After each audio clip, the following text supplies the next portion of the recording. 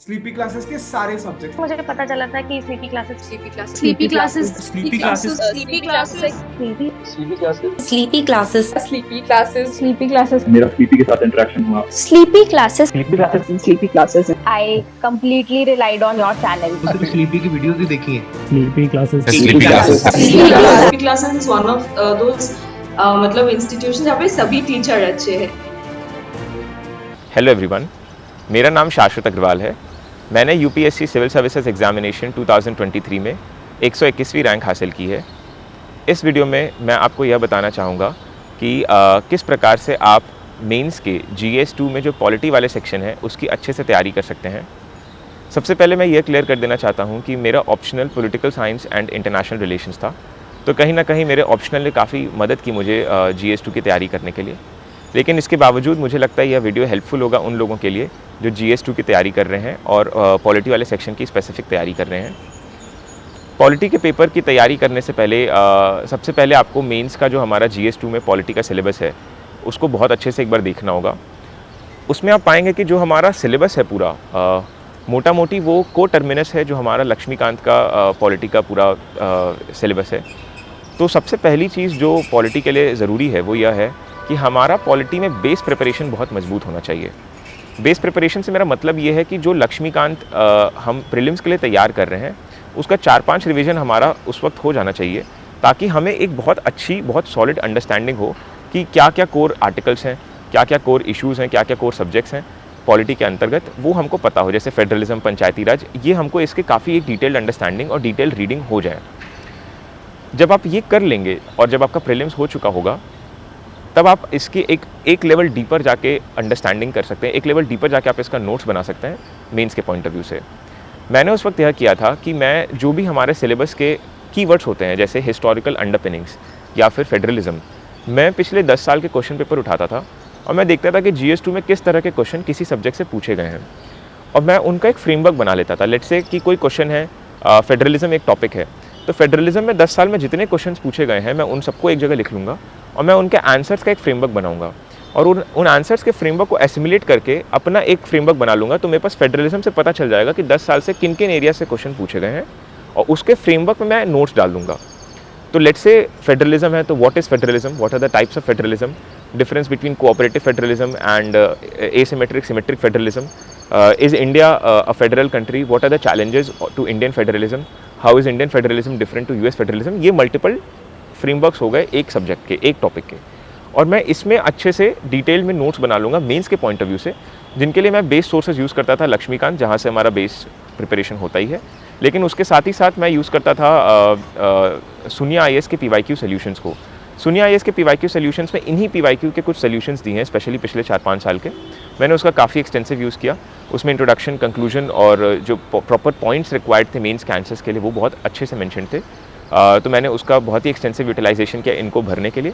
मैंने इंटरनेट का भी बहुत यूज़ किया। मैंने गूगल पे मैं सर्च करता था और अगर कोई आर्टिकल आता था तो मैं उससे भी नोट्स ले लेता था।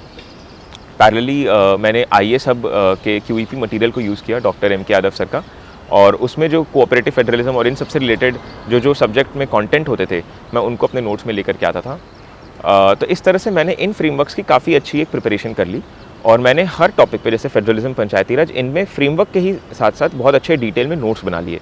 तो मेरे मेंस के एक तरफ से नोट्स पॉलिटी के बहुत अच्छे से प्रिपेयर हो गए। लेकिन जो दूसरी चीज़ मैं करता था अपने आंसर्स को स्टैंड आउट कराने के लिए वो ये था कि मैं कोशिश करता था कि मैं इन नोट्स को भी काफ़ी ज़्यादा एनरिच करूँ। एनरिच करने के लिए मैंने इस साल ज़्यादा से ज़्यादा कमिटीज़ के रिकमेंडेशंस डाले थे। जैसे पॉलिटी में कुछ कमिटीज़ हैं, Sarkaria commission, पुंची commission, NCRWC, second ARC, तो इनके जो रिकमेंडेशंस होते हैं मैं कोशिश करता था कि मैं वे फॉरवर्ड में उसको लेकर के आऊँ। और मैंने हर 2-3 क्वेश्चन के बाद एटलीस्ट एक क्वेश्चन में मैंने अपने आंसर्स में वे फॉरवर्ड में कमिटीज़ ज़रूर डाले हैं ताकि मेरे आंसर्स थोड़े से स्टैंड आउट करें।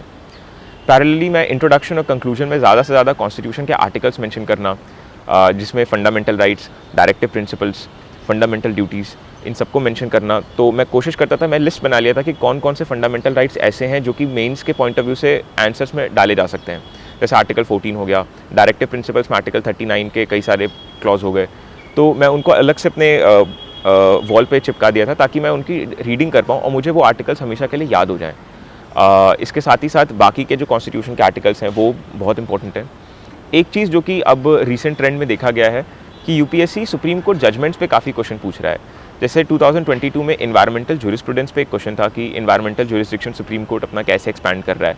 तो उसमें अनटिल अनलेस आप 4-5 जजमेंट सुप्रीम कोर्ट के नहीं देंगे जिस ऑनरेबल सुप्रीम कोर्ट ने इन्वायरमेंट के रिगार्ड में दिया है, तब तक वो आंसर आपका कंप्लीट नहीं होगा।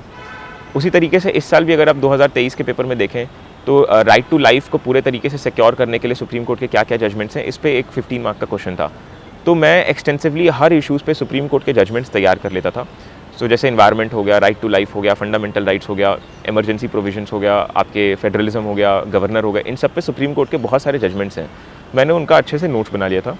इसके लिए मैंने ओनली आईएएस का सुप्रीम कोर्ट जजमेंट्स करके एक डॉक्यूमेंट था, मैंने वो रेफ़र किया था, जो कि अपने में काफ़ी सफिशेंट था। तो सुप्रीम कोर्ट के जजमेंट्स को मैं एक्सटेंसिवली यूज़ करता था कंक्लूजन में भी।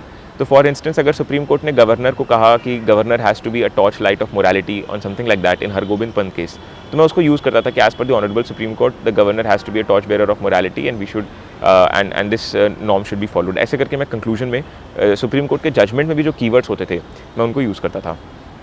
स्लीपी क्लासेस के सारे सब्जेक्ट मुझे पता चला था कि sleepy classes Sleepy classes. Sleepy classes Sleepy classes. Sleepy classes Sleepy classes. Sleepy classes. Sleepy classes मेरा स्लीपी के साथ इंटरेक्शन हुआ। Sleepy classes. Sleepy classes sleepy classes I completely relied on your channel. तो सिर्फ स्लीपी की videos ही देखी हैं। Sleepy classes Sleepy classes is one of those मतलब इंस्टीट्यूशन जहाँ पे सभी टीचर अच्छे हैं। तो पॉलिटी का मैंने इस तरह से सबसे पहले अपना मेंस का एक डिटेल्ड कंटेंट बना लिया, फिर मैंने उस डिटेल्ड कंटेंट को एनरिच कर लिया। अब एनरिचमेंट के बाद जो सबसे बड़ा चैलेंज जो कि मैं खुद भी पर्सनली फेस कर रहा था वो ये था कि मैं इसको याद कैसे करूं। तो याद करने के लिए मैंने एक अप्रोच किया था जिसको मैं कहता हूं कि ये स्ट्रक्चर अप्रोच है, इन विच जो भी सब्जेक्ट्स होते हैं जैसे फेडरलिज्म है, सो मैं उसको किसी एक एक्रोनिम में डिवाइस कर लूँगा कि फेडरलिज्म के 4-5 अगर इश्यूज़ हैं या 4-5 पॉइंट्स हैं जो कि अक्रॉस द थीम्स रिपीट हो रहे हैं, तो मैं उसको एक स्पेसिफिक स्ट्रक्चर में डाल दूंगा ताकि मुझे रिकॉल करने में काफ़ी आसानी हो।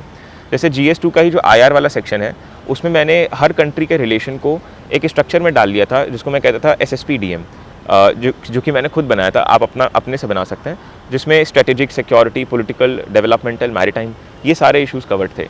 तो इस तरह से मैं कोई भी कंट्री के बीच के रिलेशंस आते थे तो मैं इसी स्ट्रक्चर के तहत उन्हें आंसर करता था। तो ऐसे मुझे रिकॉल करने में काफ़ी मदद मिलती थी और मैंने ऐसे हर सब्जेक्ट्स में किया था, पॉलिटी में भी किया, मैंने एथिक्स में भी किया, तो ऐसे रिकॉल करने में भी काफ़ी मदद मिलती थी। प्लस सेम क्वेश्चन के लिए आप मल्टीपल डायमेंशन से कई एक पॉइंट्स जनरेट कर पाते थे। सो इस तरह से मैंने GS2 के पेपर की तैयारी की। मैंने आतिश माथुर सर के नोट्स को भी रेफ़र किया था अपने कुछ पॉइंट्स को एनरिच करने के लिए, और मैंने एडिशनली मृदुल शिवारे सर के GS2 के कुछ नोट्स को देखा था क्योंकि उन्होंने काफ़ी अच्छे कीवर्ड्स को अपने नोट्स में एनरिच किया था। तो ये 2 नोट्स अगर आपके पास समय है तो आप देख सकते हैं। एडिशनली मैंने मेंस की टेस्ट सीरीज़ GS2 में काफ़ी एक्सटेंसिवली सॉल्व की थी और मैं फोरम IAS के MGP का स्टूडेंट था और उसका जो सोल्यूशन था उसमें काफ़ी अच्छे कीवर्ड्स और एग्जांपल्स मुझे मिल जाते थे। तो मैं वहाँ से सोल्यूशंस को नोट्स बनाने के बजाय मैं सोल्यूशन बुकलेट से ही जो पेज होता था उसको निकाल के अपने नोट्स में ऐड कर लेता था ताकि मैं हैंडी रिविजन कर पाऊँ। तीसरी चीज़ जो पॉलिटी के लिए और GS2 के लिए काफ़ी ज़रूरी है वो होता है रिविज़न करना। अनटिल अनलेस आप इस स्पेसिफिक पेपर के कंटेंट का मल्टीपल रिवीजन नहीं करेंगे तब तक कॉन्स्टिट्यूशन के आर्टिकल्स और सुप्रीम कोर्ट जजमेंट्स आपको रिकॉल नहीं हो पाएंगे। तो कॉन्स्टिट्यूशन के आर्टिकल्स और ऐसे फैक्चुअल इन्फॉर्मेशन क्योंकि इस पेपर में ज़्यादा है, इनका मल्टीपल रिवीजन करना काफ़ी ज़रूरी है। और इसके लिए मैंने अगेन जैसा कि मैंने बताया, मैंने कॉन्स्टिट्यूशन के आर्टिकल्स और इन सबको मैंने अपने दीवार पे लिख दिया था, चिपका दिया था, ताकि मैं जब भी देखूँ तो मैं एक बार वहाँ से पढ़ लूँ और मेरा रिवीजन हो जाए। तो ये चीज़ अगेन मुझे काफ़ी मदद की। मैंने इस साल पॉलिटी के अपने आंसर्स में कोशिश की कि मैं थोड़े स्पेशलाइज्ड जिसको कहता हूँ कीवर्ड्स का भी यूजेज करूँ। जैसे फॉर इंस्टेंस कंक्लूजन में अगर पंचायती राज है तो मैं लिखूँगा कि through Gram Swaraj we have to achieve Ram Rajya, ऐसे करके। या फिर अर्बन लोकल बॉडी है तो ईशा जज अहलूवालिया जी ने कहा था कि if India wants to achieve 8% growth then we should bring urban local body reforms. तो ऐसे कुछ जो एक बहुत जिसको कहते हैं कि अच्छे कीवर्ड्स हैं, मैं उनको अपने आंसर्स में लेके आता था, जो कि मुझे काफ़ी हेल्प किए पॉलिटी के पेपर में। तो आई थिंक अगर आप इस हिसाब से पॉलिटी की तैयारी करेंगे तो आपकी ओवरऑल प्रिपरेशन काफ़ी स्ट्रक्चर्ड हो जाएगी। इसके बाद मल्टीपल रिविजन्स करना इस पेपर का बहुत ज़रूरी है। जो मेरी रिवीजन की स्ट्रैटेजी थी वो ऐसी थी कि मैं एक इन्वर्टेड पिरामिडिकल अप्रोच में रिवीजन करता था, क्योंकि इनिशियली कंटेंट बहुत ज़्यादा होता है। तो जैसे जैसे मैं रिवीजन करता जाता था मैं अपने नोट्स को कंडेंस करता था, चाहे पेन से या हाइलाइटर से हाईलाइट करके। और अगर वो भी हो गया है तो एक लेवल बाद मैं ऐसे फैक्ट शीट्स बना लेता था या रिवीजन कार्ड्स बना लेता था, जो कि मैं यूज़ करता था फाइनल डे मॉर्निंग में रिवीजन करने के लिए। तो एक पिरामिडिकल अप्रोच में मैं पहले बहुत सारे कंटेंट को सक्सेसिव रिविजन्स के माध्यम से कंडेंस करता था और फिर उनको वैसे बार बार रिवाइज़ करता था। मेरे ख्याल से अगर आप ये अप्रोच फॉलो करेंगे तो आपको GS2 में काफ़ी मदद मिलेगी। GS2 अभी काफ़ी स्कोरिंग पेपर है कंपेयर टू अदर पेपर्स। आप इसमें 115, 120 तो बहुत आराम से लेके आ सकते हैं, और अगर आप इसकी एक अच्छी बेस प्रिपरेशन कर लें तो मेरे हिसाब से ये पेपर आपको काफ़ी मदद करेगा अपनी रैंक सिक्योर करने के लिए। आई होप ये वीडियो आपको हेल्प किया हो। अगर आपको कोई भी डाउट होता है then you can write in the comment section. I will try to address them as soon as possible. Thank you so much for listening to the end and thank you in Jai Hind.